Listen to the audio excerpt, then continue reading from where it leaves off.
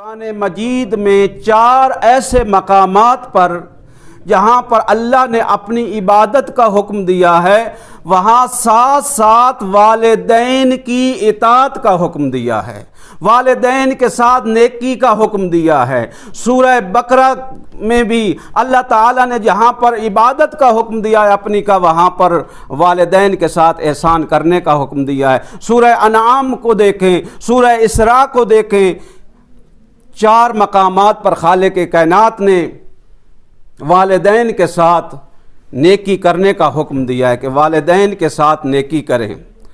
اور عظمت والدین کے لیے پیغمبر گرامی اسلام کی وہ حدیث کافی ہے، اور دیگر ائمہ معصومین علیہ السلام سے بھی مروی ہے کہ خالق کائنات نے والدین کی رضا کو اپنی رضا قرار دیا ہے، والدین کی نافرمانی کو اپنی نافرمانی قرار دیا ہے۔ اور اللہ تعالیٰ ارشاد فرماتا ہے کہ اگر کوئی شخص تمام انبیاء جتنے اعمال میری بارگاہ میں لے کر آ جائے، اگر وہ والدین کا نافرمان ہے کبھی بھی اس کو معاف نہیں کروں گا، منہ کے بل جہنم میں گراؤں گا۔ امام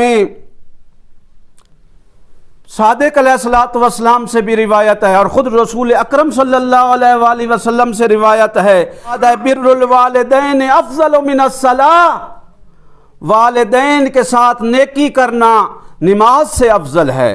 والصدقہ، فرمایا والدین کے ساتھ نیکی کرنا صدقہ سے افضل ہے۔ اور پھر فرمایا والدین کے ساتھ نیکی کرنا روزہ رکھنے سے افضل ہے۔